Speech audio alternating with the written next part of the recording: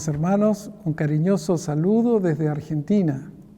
Soy el pastor Sergio Becerra, decano de la Facultad de Teología de la Universidad Adventista del Plata.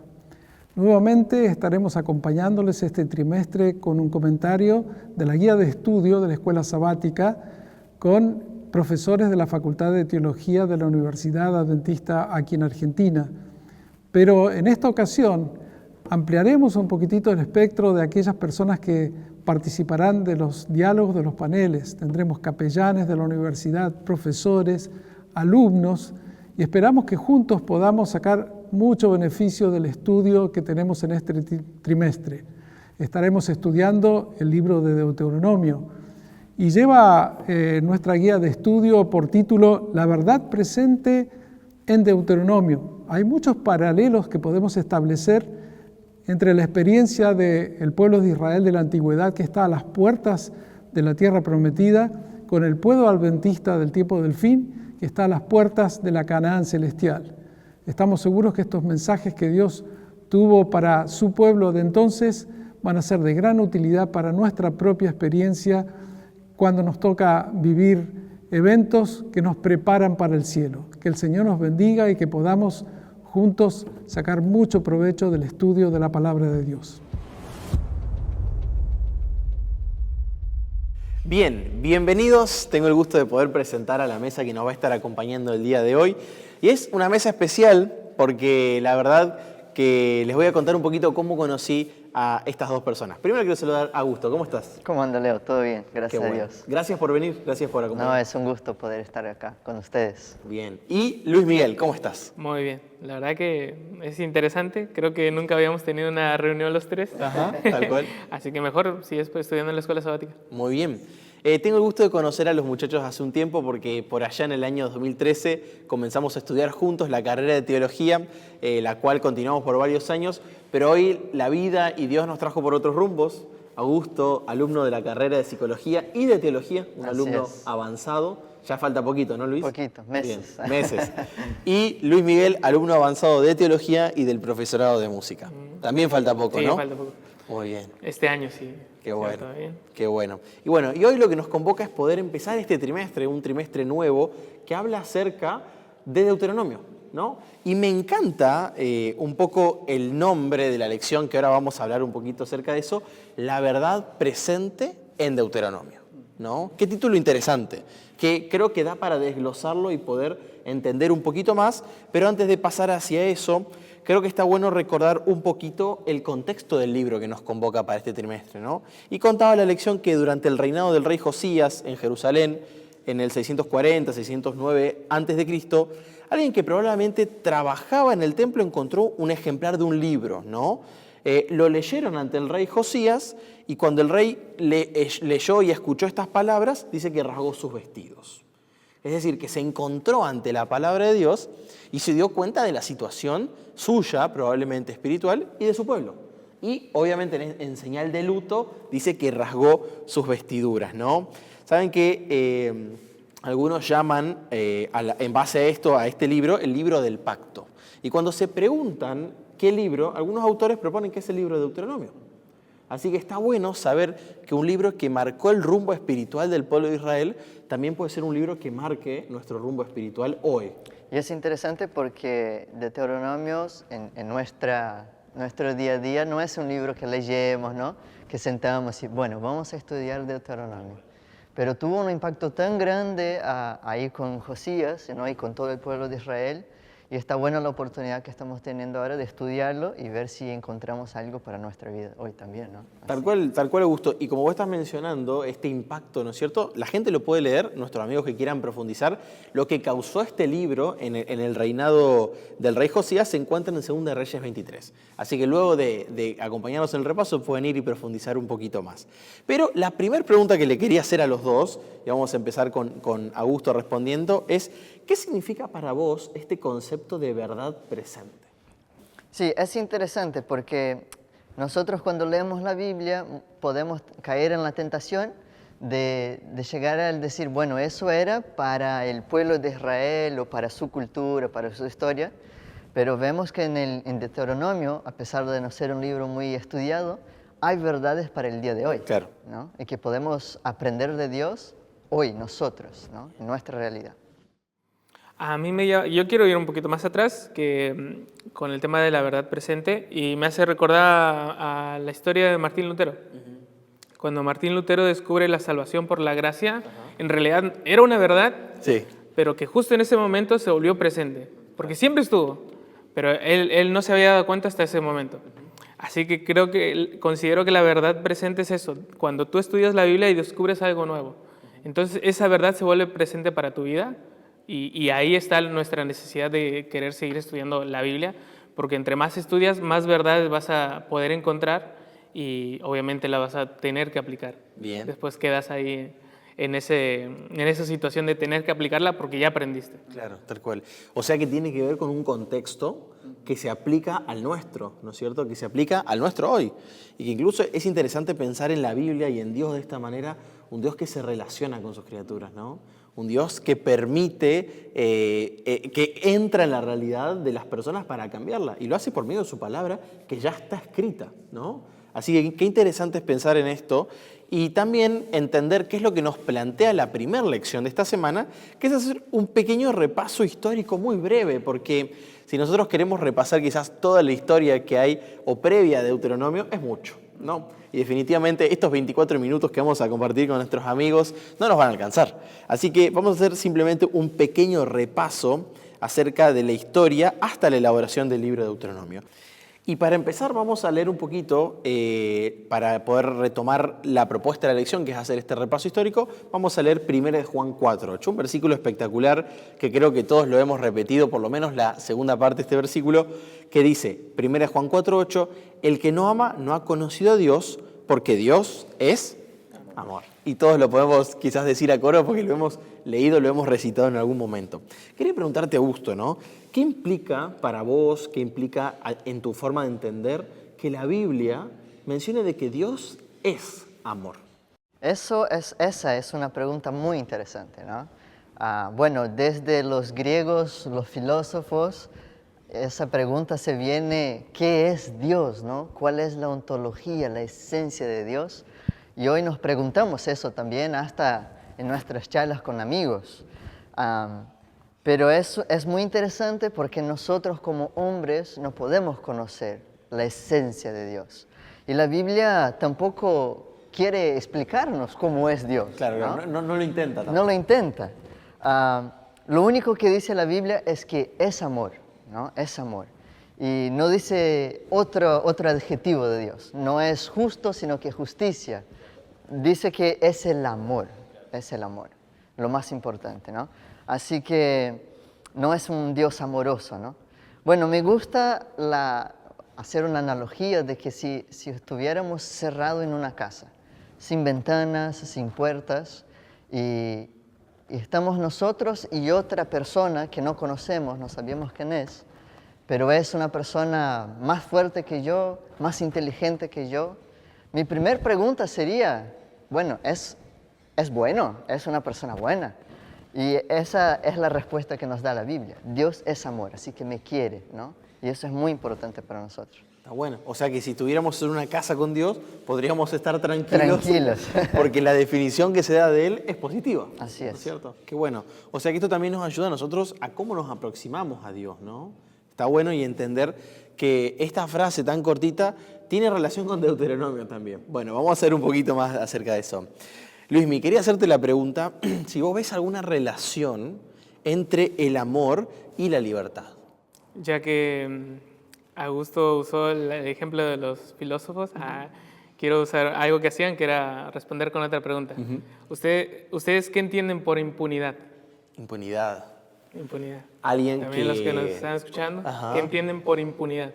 Bueno, siempre es referido quizás a una situación de injusticia, ¿no? Alguien que Sí. quede impune, que debería recibir algún Exacto. tipo de, no sé, castigo. Exacto. Está relacionado directamente con el castigo. Claro. Ahora, ¿la libertad es lo mismo que la impunidad? No, creo. No debería. No debería. Si tú estás libre, no necesariamente estás impune. Claro. Así que lo interesante era esto. Cuando nosotros hablamos un poquito de la impunidad, y quería agarrarlo por ahí, en realidad cuando Dios nos dice que nos ama y que somos libres de hacer lo que queremos, no nos está diciendo que vamos a ser impunes. Y esa es la diferencia. Porque cuando nuestros padres o nuestra pareja nos dice, eres libre de hacer lo que quieras, no te está diciendo que no te va a regañar después, o no te va a decir que lo que hiciste está mal y que lo lastimó. Te está diciendo que te ama y te da la libertad de hacer lo que tú quieres, pero es tu decisión, si vos la amas o no, hacer algo bueno o hacer algo malo. Así que el amor obviamente está ligado con la libertad, y recordemos que no es lo mismo amor que impunidad. Impunidad, bien. Y por otro lado, no es lo mismo tampoco que una persona te ame libremente a que esté obligada a amarte. Tal cual, tal cual. Qué diferentes serían nuestras Sí. relaciones el entender que está forzado a amarme, ¿no? De hecho, la lección hablaba un poquito de eso y usaba el ejemplo de algún robot. O por ejemplo los animales, que nosotros amamos los animales. Nos encanta tener mascota en la casa. Pero no es lo mismo tener una mascota y una pareja. Claro, Es tal lo cual. mismo tener una mascota y un padre o una madre que se encarga de vos, que se preocupa por vos y que quiere hacer cosas buenas por vos. Tal Y cual. así que esa es la diferencia también entre el amor, que una persona elige amarte libremente y una persona que está obligada a amarte. No hay amor sin libertad, ¿no? No hay amor sin No libertad. puedo ser Luismi, amame. No, eso Claro. no existe. No, y qué interesante es para nosotros como cristianos en nuestra forma de actuar y de relacionarnos con otras personas. Porque, o sea, Dios puso un cartel que dice yo soy amor y encima Dios se toma el trabajo de crear. Y en base a ese amor crea y otorga libertad a sus criaturas para que puedan decidir. Y está muy bueno la diferencia que hiciste, Luismi, en cuanto a la impunidad. Porque también, obviamente, cuando sus criaturas hemos fallado, se ha acercado a nosotros, ha habido consecuencias. Creo que todos tenemos en nuestra vida alguna historia de dolor producto de algún error que hemos tenido, pero también tenemos recuerdos de Dios estando al lado nuestro en esos momentos, ¿no? Y me gustó mucho la idea de la lección que planteaba el hecho de que el amor y la libertad producto de ese amor implica un riesgo, ¿no? Y es un riesgo que Dios asumió. Y creo que es un riesgo que todos nosotros asumimos cuando encaramos una relación nueva. Y no me refiero a las relaciones solo de pareja o amorosas, sino cuando conocemos a una persona, ¿no? Como amigos. O sea, está el riesgo de que esa relación en algún momento se rompa, deje de estar, las cosas cambien, ¿no es cierto? Las emociones. O mejore. O mejoren. O mejore. Tal cual, eso. Es muy un bien. riesgo. Tal cual, es un riesgo. Pero en este caso es un riesgo que Dios tomó con nosotros y que obviamente estamos felices De haberlo disfrutado, digamos, Tal cual. a pesar del pecado. Y como hay libertad, bueno, hay escritores, San Agustín o C.S. Lewis, ellos afirman que amar es ser vulnerable, porque si amo, me expongo, ¿no? Abro mi alma al próximo, ya sea la pareja, el padre, un amigo, y al exponerme, la persona puede hacer lo que quiere. Claro, ¿no? exactamente. Y ahí está la esencia del amor. Tal cual. Acompáñenme, y a nuestros amigos que nos están viendo también, a leer Génesis 12, 1 al 3, donde ahí dice lo siguiente. Pero Jehová había dicho a Abraham, vete de tu tierra y de tu parentela y de la casa de tu padre a la tierra que te mostraré. Y haré de ti una gran nación, te bendeciré y engrandeceré tu nombre y serás bendición. Y el versículo 3, bendeciré a los que te bendijeren y a los que te maldijeren, maldeciré, y serán benditas en ti todas las familias de la tierra. Augusto, ¿cómo entendemos lo que Dios prometió hacer a través de Abraham? Y si vos ves que esto se relaciona de alguna manera con nosotros, ¿no? Y a mí me gusta ese finalito ahí del versículo, todas las familias de la tierra, ¿no? Me imagino que Jesús ahí, o Dios cuando estaba hablando con Abraham, estaba pensando en nuestras familias, ¿no? En tu familia, en la familia de ustedes que están ahí nos escuchando. Estaba pensando en nosotros, o sea, a través de la genealogía de Abraham vendría Jesús, que moriría por toda la humanidad y nosotros tendríamos esa bendición hoy de poder estar acá hablando de la Biblia, ¿no? Así que qué lindo es esa promesa de que a través de Abraham encontraríamos la bendición de la salvación. Está bueno. O sea que todo el repaso histórico que podemos hacer, vemos a Dios respetando esta promesa incluso hasta el día de hoy. La Biblia es una narrativa, ¿no? Tenemos la costumbre de leer la Biblia por versículos. Agarramos la Biblia, bueno, la Biblia dice eso, vamos a versículo, pero no, es una historia, ¿no? Y toda la historia de la Biblia es contando justamente eso. Dios cumpliendo la promesa de que nos ama y que nos quiere bendecir. Bien. ¿No? Y avanzando un poquito en esa narrativa que la Biblia nos propone, nos encontramos con el contexto del pueblo de Israel, donde es difícil en tantos años de esclavitud, muchas veces pensar en un Dios amoroso. O sea, son 380, probablemente 400 años de esclavitud. Luismi, ¿qué podemos aprender nosotros del rescate que hace Dios al pueblo de Israel en ese contexto de esclavitud?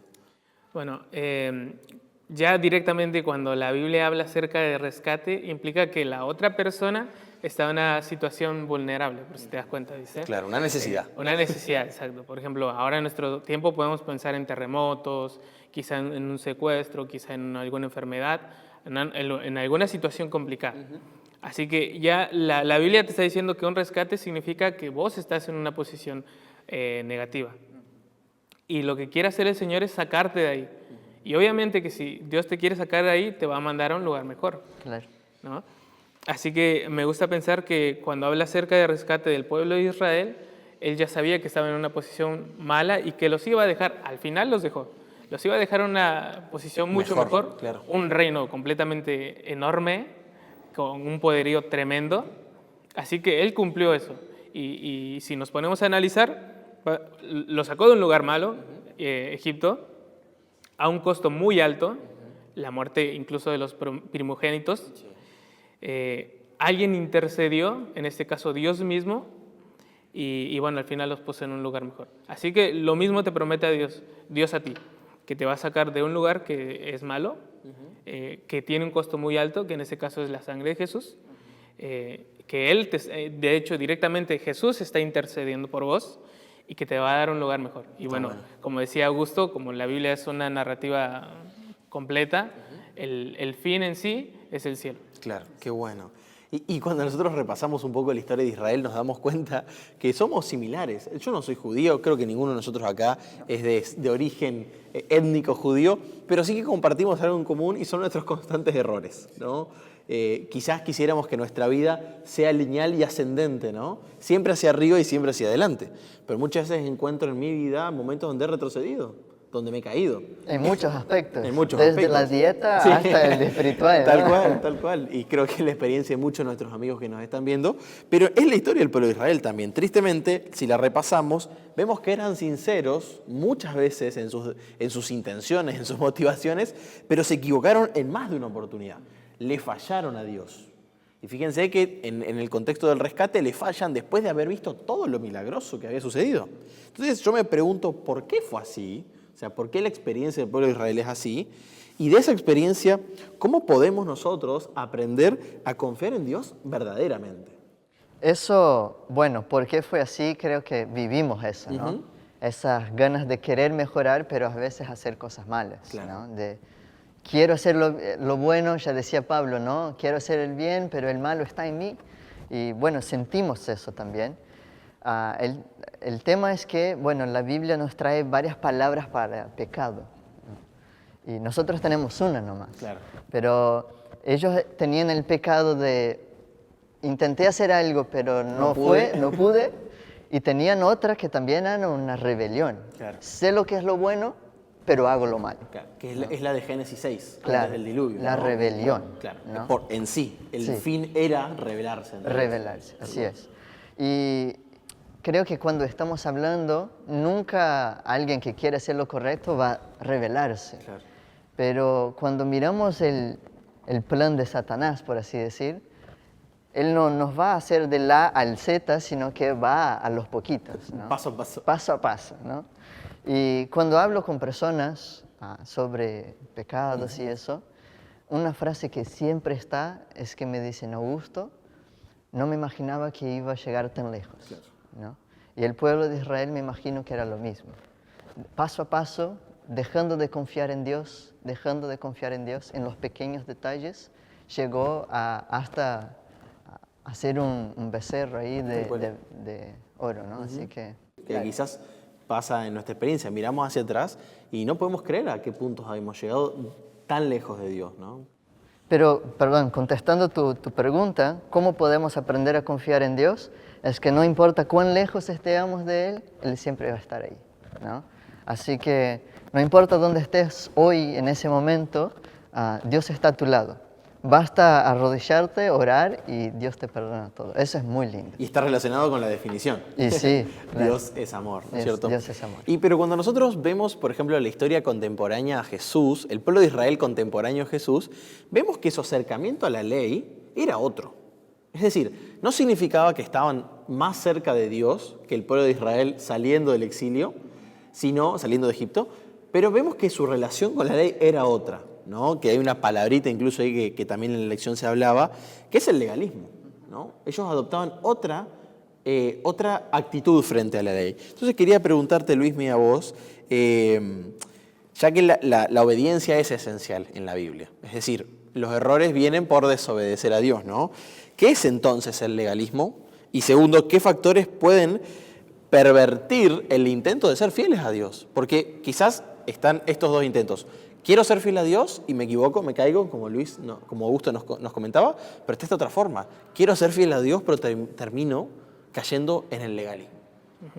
Bueno, a mí siempre me gusta buscar el significado de las palabras, ¿viste? Así que busqué qué significaba el legalismo. Claro. Y curiosamente dice, uso excesivo e inapropiado de la ley. Ajá, mira. Y la siguiente definición es, persona que se ocupa de aplicar de manera explícita y literal las leyes humanas o religiosas. Así que, básicamente, el legalismo es, en palabras simples, cuando vos te preocupás más de que la ley se cumpla, claro, que de que la persona cambie su estilo de vida. Claro. Cuando yo estoy más preocupado en castigar a esa persona que se equivocó, eso ya está tomando forma de legalismo.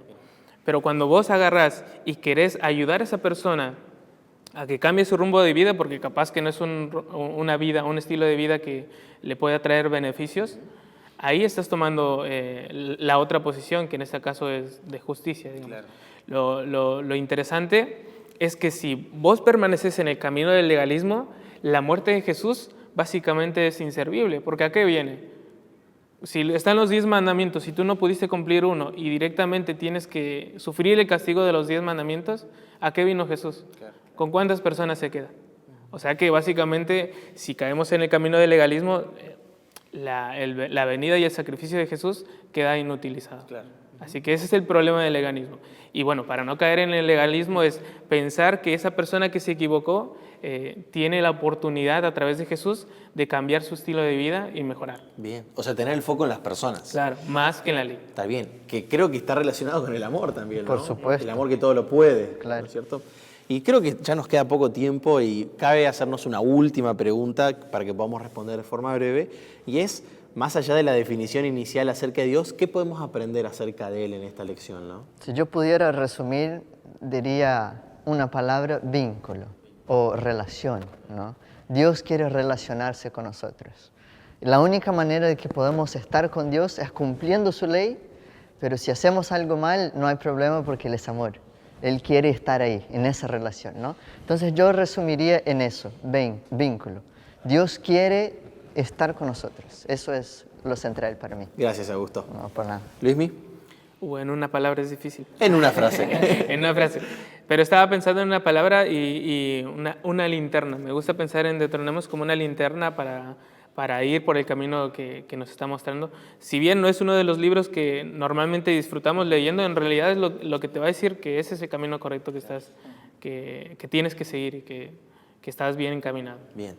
Gracias, muchachos. Gracias por acompañarnos. Gracias a ustedes también que nos acompañan. Y ojalá que podamos aprender mucho de este último libro de la ley, como se llama Deuteronomio, ¿no es cierto? Y ojalá que podamos verlo a Dios más cercano de lo que nosotros solemos verlo a través de estos capítulos. Que Dios los bendiga y nos encontramos la próxima semana.